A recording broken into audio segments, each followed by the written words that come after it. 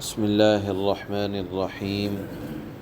الحمد لله رب العالمين، والصلاة والسلام على سيد الأنبياء والمرسلين محمد وعلى آله وأصحابه أجمعين. أما بعد، فأعوذ بالله من الشيطان الرجيم. بسم الله الرحمن الرحيم. قالوا أجئتنا لنعبد الله وحده ونذر ما كان يعبد آباؤنا فأتنا بما تعدنا إن كنت من الصادقين. قال قد وقع عليكم من ربكم رجس وغضب أتجادلونني في أسماء سميتموها أنتم وآباؤكم ما نزل الله بها من سلطان فانتظروا إني معكم من المنتظرين. فأنجيناه والذين معه برحمة منا وقطعنا دابر الذين كذبوا بآياتنا وما كانوا مؤمنين. صدق الله مولانا العلي العظيم.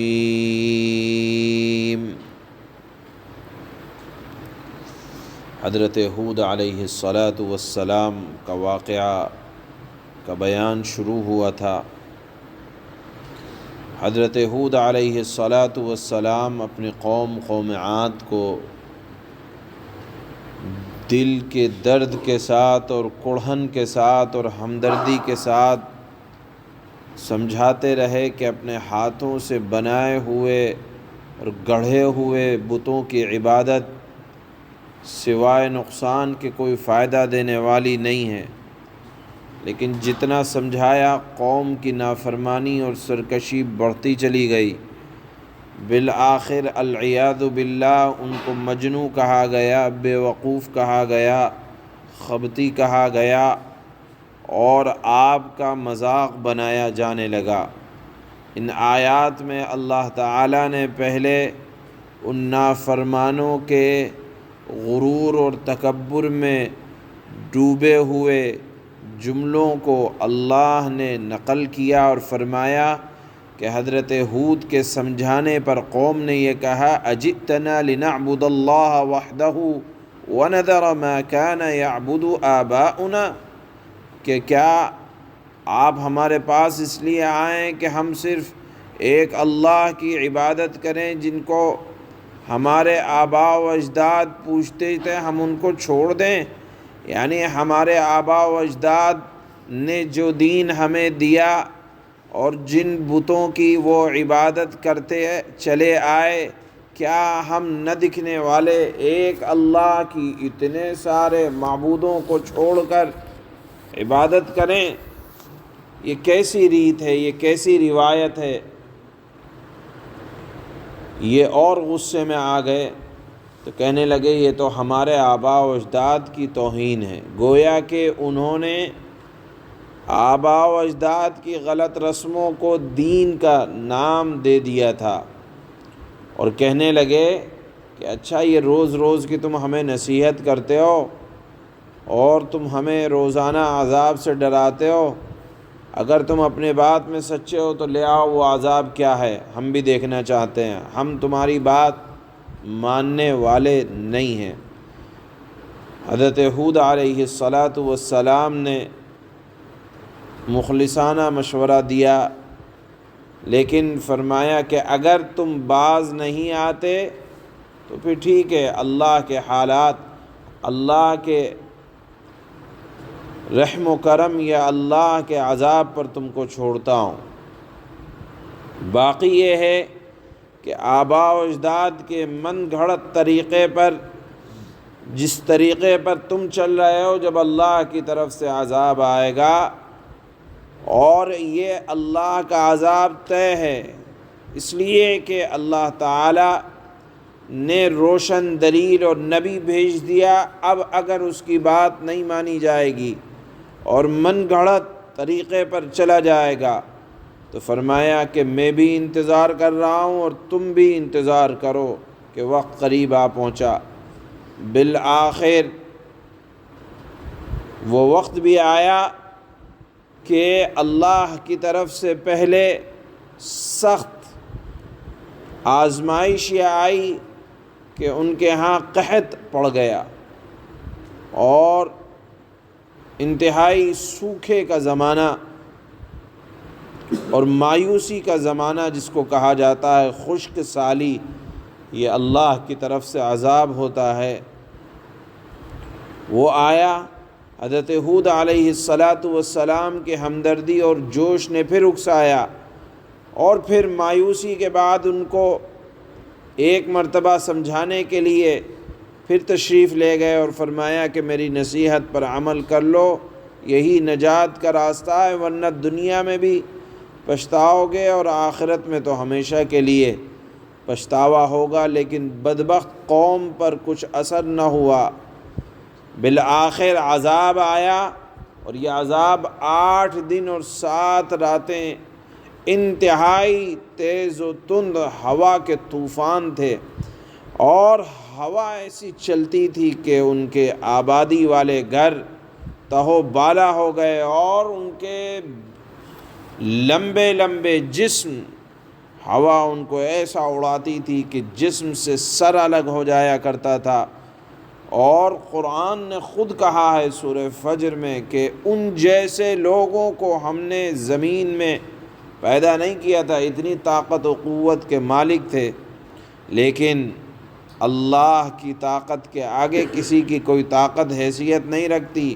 جن کو اپنی طاقت پر ناز تھا، 8 دن اور 7 راتیں تیز و تند ہواؤں کی وہ برداشت نہ کر سکے، بالآخر ان کی لاشیں زمین پر پڑی تھیں۔ وہیں حضرت ہود علیہ السلام اور ان کے ماننے والے کو اللہ نے نجات اس طرح عطا فرمائی کہ وہ ایک باغیچے میں چلے گئے اور اللہ تعالیٰ نے وہی تیز و تند ہوائیں حضرت ہود علیہ السلام کے ماننے والوں کے لیے ٹھنڈی اور بھینی بھینی ہوائیں کر دی، خوشگوار کر دیا ان کے لیے، جو ان کے جسموں کو لگتی تو ان کو تازگی ملتی اور روح کو سکون آتا اور آنکھوں کو ٹھنڈک ملتی، اور اللہ تعالیٰ کے طرف سے آنے والے اس عذاب کو انہوں نے اپنے حق میں انتہائی خوشکن اور دل کو تسلی دینے والا پایا۔ اس مضمون کو اللہ تعالیٰ نے آج کے آخری آیت میں بیان فرمایا۔ قوم عاد کا جو بنیادی سبق ہے وہ یہ کہ قوم نے یہ کہا کہ ہم اپنے آباء و اجداد کے دین کو چھوڑنے والے نہیں ہیں۔ تو یہاں یہ یاد رکھنا چاہیے کہ رسم و رواج کا نام یہ دین نہیں ہے، دین وہی ہے جو اللہ کے نبی صلی اللہ علیہ وسلم نے پیش فرمایا ہے، شریعت وہی ہے۔ ہمیشہ ہر بات میں آباء و اجداد کے طریقوں کو نہیں تلاش کرنا چاہیے کہ ہمارے گھر والے کیا کرتے تھے، یہ دیکھنا چاہیے کہ حضرات صحابہ کیا کرتے تھے۔ وہی دین ہے جو انہوں نے اللہ کے نبی سے سیکھا تھا۔ اللہ فرماتے ہیں اَوَعَجِبْتُمْ أَنْ جَاءَكُمْ ذِكْرٌ مِّن رَّبِّكُمْ عَلَىٰ قَالُوا أَجِئْتَنَا لِنَعْبُدَ اللَّهَ وَحْدَهُ وَنَذَرَ مَا كَانَ يَعْبُدُ آبَاؤُنَا فَأْتِنَا بِمَا تَعِدُنَا إِن كُنتَ مِنَ الصَّادِقِينَ۔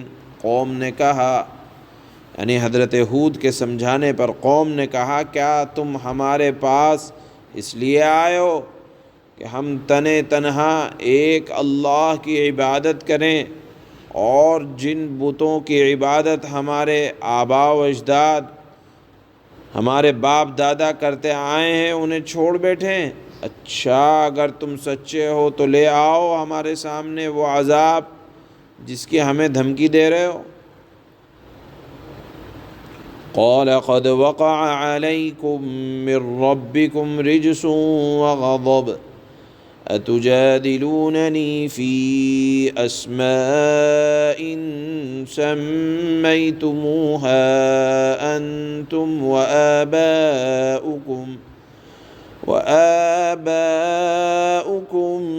ما نزل الله بها من سلطان فانتظروا إني معكم من المنتظرین۔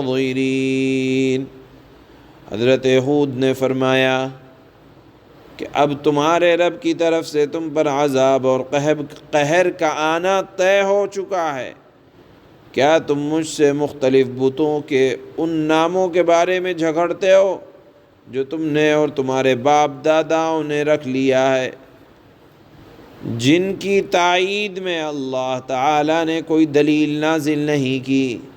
بس اب تم تو انتظار کرو، میں بھی تمہارے ساتھ انتظار کرتا ہوں۔ فَأَنجَيْنَاهُ وَالَّذِينَ مَعَهُ بِرَحْمَةٍ مِّنَّا وَقَطَعْنَا دَابِرَ الَّذِينَ كَذَّبُوا بِآيَاتِنَا وَمَا كَانُوا مُؤْمِنِينَ۔ چنانچہ ہم نے ان کو یعنی ہود علیہ السلام کو اور ان کے ساتھیوں کو اپنی رحمت کے ذریعے نجات دی اور ان لوگوں کی جڑ کاٹ ڈالی، یعنی آئندہ ان کا نام و نسب چلا ہی نہیں، دنیا سے ناپید ہو گئے۔ اتنے طاقت و قوت والے لوگ جن کو اپنے جسموں پر اور اپنے ہاتھ کے ہنر پر ناز تھا، اللہ فرماتے ہیں کہ ان لوگوں کی جڑ کاٹ ڈالی جنہوں نے ہماری نشانیوں کو جھٹلایا تھا اور وہ مؤمن نہیں ہوئے تھے۔